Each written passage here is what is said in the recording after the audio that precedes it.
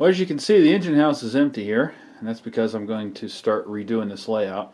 I've decided to take the elevation out of this layout because I'm not using it, and it's causing too many problems in some areas, especially where it transitions down to the base here. It's just not working out, but I'm not using it. It's a little bit tight of a curve in the back here, so I'm just going to get rid of it all the way around. This section right here I had built to be foldable, so it would just fold down out of the way.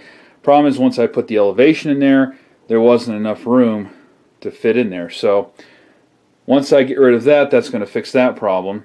And you can see it's kind of settled a little bit here. It's kind of cracked where I applied the plaster. I was planning on cutting it anyway to make it removable, but it just didn't work out that way, so I left it sealed up there and just left it the way it was. But I'm tired of ducking under this thing to get in here, so that's going to go away all the way around. That'll give me some more room for scenery, and maybe I'll figure out something else to do with it. The one big change, besides that, that's probably the biggest change, but the other big change that's going to occur is over here. This section I'm going to redo. The first thing I'm going to do is, I found out that this section I had problems because the foam, even though it's a pretty thick piece of foam, about 2 inches or so, and it feels pretty strong, was actually bowing in the middle a little bit because of the weight. I guess the weight of the surface that I put on there, the trees, the track, the whole combination just kind of started sagging over time. And as a result, the edges over here would kind of stick up a little bit where it met right here. So when I eliminate the rise, that second section of track, that second loop of track, once I eliminate that, that's going to eliminate a lot of this as well.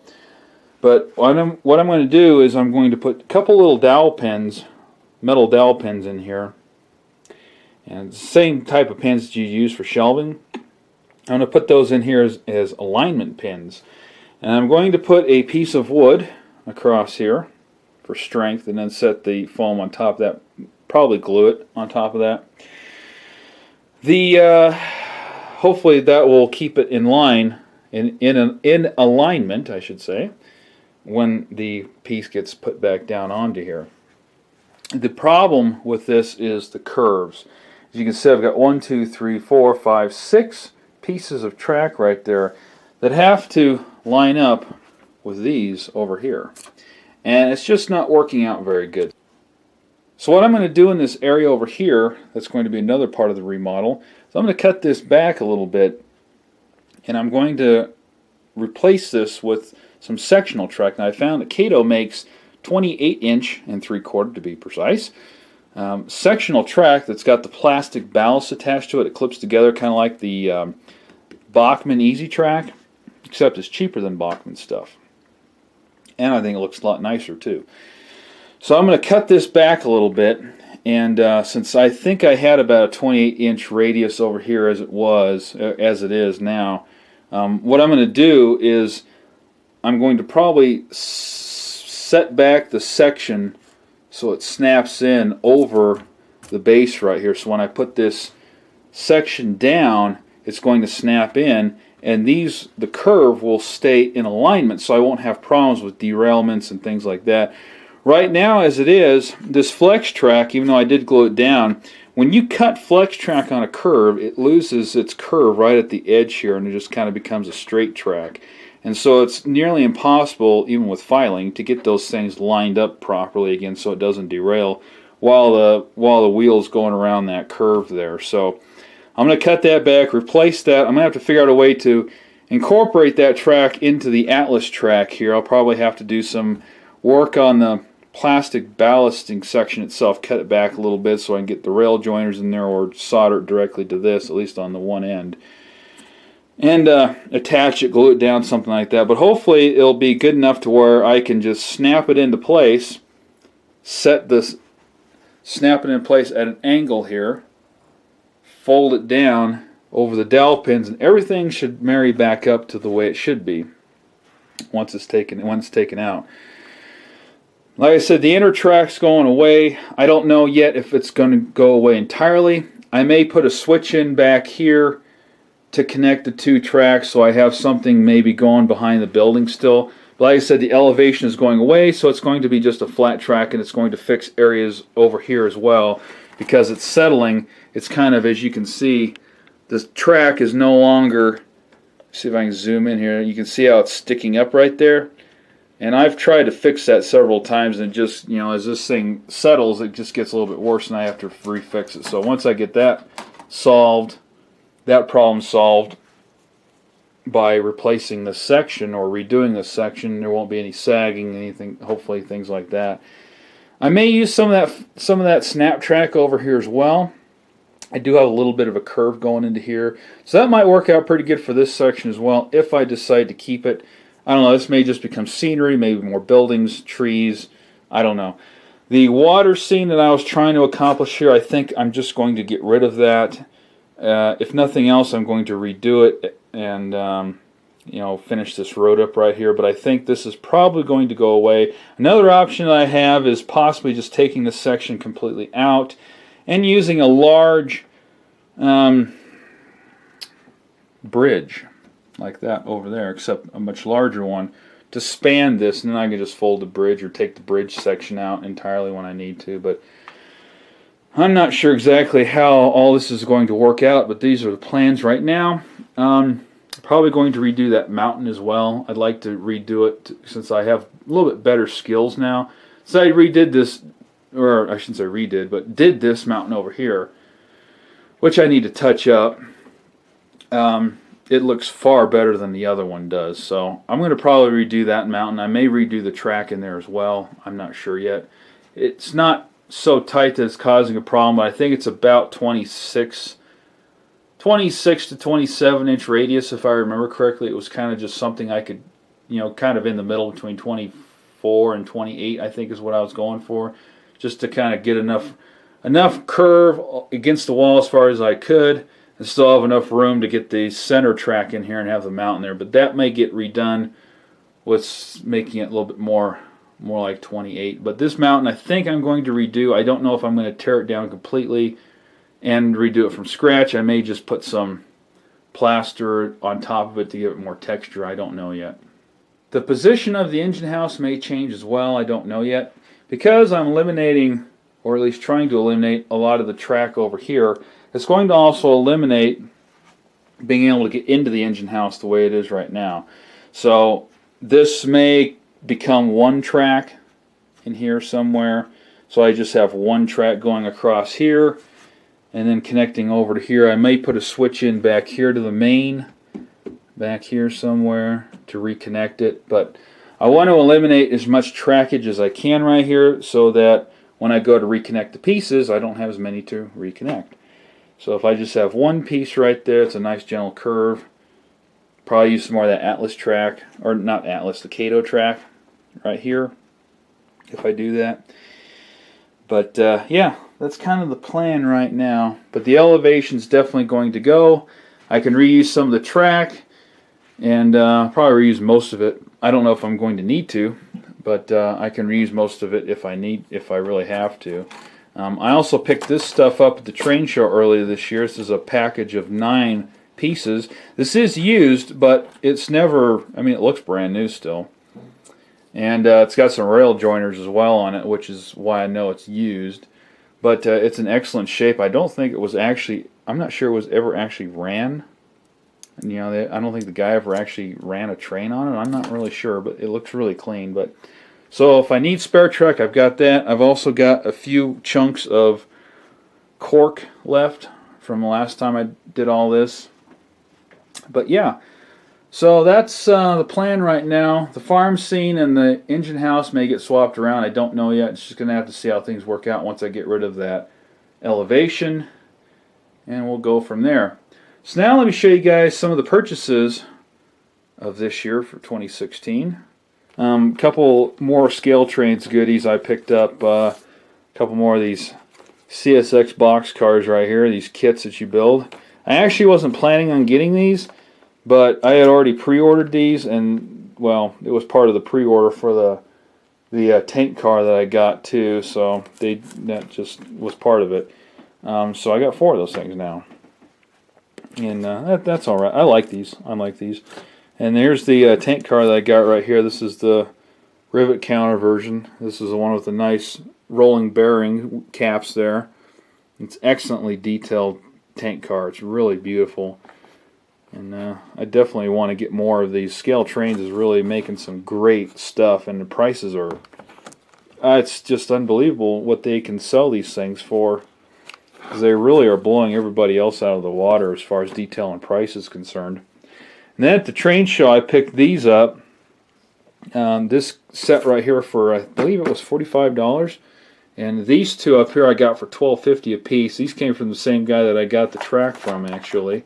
Different sellers, but good results nonetheless here. Got the Pony Express baggage car there, the Columbine, City of Portland, City of Denver, nice cars there.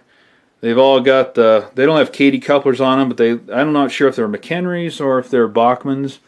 I'm not really sure. But this was about 45 bucks. They wanted 60 for it, and I negotiated down a little bit on that. And I said these 2 here were $12 specials. $12.50 I should say. They were $15. I bumped the guy down a little bit, and he took it because I was buying some other stuff from him as well. But these are really nice. I mean, they are Rivarossi, but these things go for quite a pretty penny on eBay now. They got the interior detail, seats and stuff like that. City of Salina, Overland. And then these 2 over here, these are 2 I already had. American Eagle. So I've got a pretty nice set going on here. Passenger cars. I don't really need any more, because if I had any more, I don't think I'd have a layout big enough to run all of them. Yeah, that's probably a little bit of exaggeration, but it's a long consist nonetheless, all those passenger cars. And I picked this up as well. This was another bundled item. Proto 2000 SD9 in the Rio Grande scheme. Let's just redo that part. This was another item I picked up that was a bundled deal. Lifelike Proto 2000 SD9 in their Rio Grande scheme. Really very nice locomotive. I really like these Lifelike Proto 2000s. They're not quite as detailed as the new Walthers, but the Walthers bought these. So they're basically the same unit. And you can add DCC and sound to these pretty easily. And you get effectively the same locomotive for much, much cheaper. And the locomotive that was bundled with this, or I bundle dealed them to get the price down, I only paid $120 for these 2 together. The guy had this label for like 100, 110 bucks, something like that. This is a Cato BNSF Heritage 2 unit, SD70 Mac. It's a very nice locomotive again. This is the newer run of these.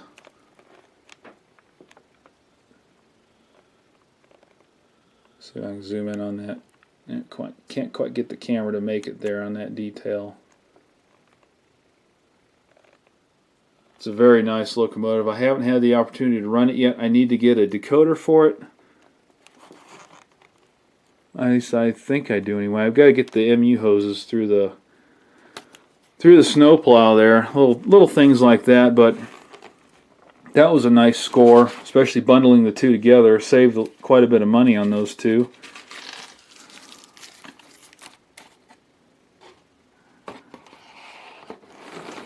And then a couple other items I got this year. This one here, got this at the train show for 15 bucks as well, an DD35.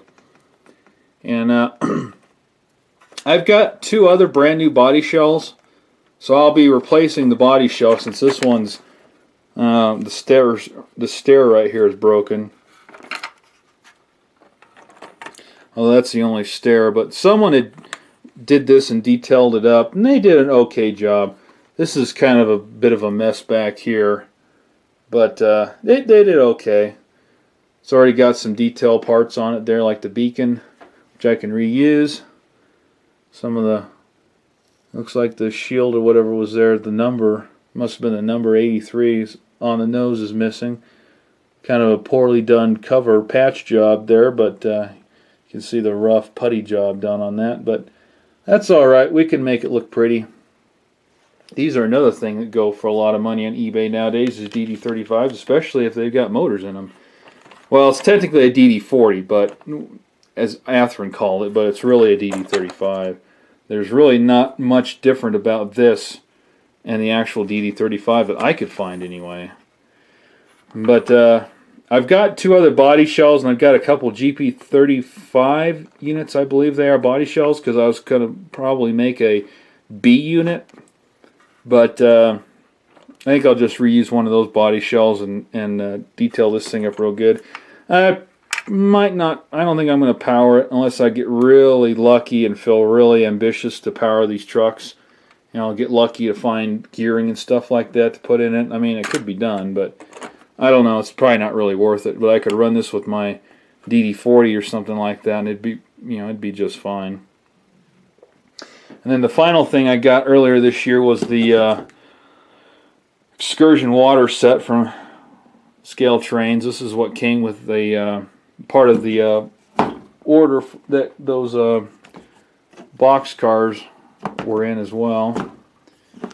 And I haven't had the opportunity to run these yet either. But these are absolutely fantastic. Absolutely fantastic models right here. But anyway, guys, that's the video for you. And if you guys have any ideas about suggestions or whatever that I can do with this layout, maybe some of these areas, I want to make this area fold down again, and that's the biggest reason why I need to get rid of that. I think I'm also going to get rid of the, I'm not sure yet, this is going to get redone. Either way, either I leave it or I get rid of it. I don't know. But let me know what you guys think about it, and if you guys got any suggestions on how I might take care of some of these areas, you know, something I haven't thought about, you know, just go ahead and throw a comment down on the bottom of the video there, and let me know, alright? Take care, everyone. Peace out.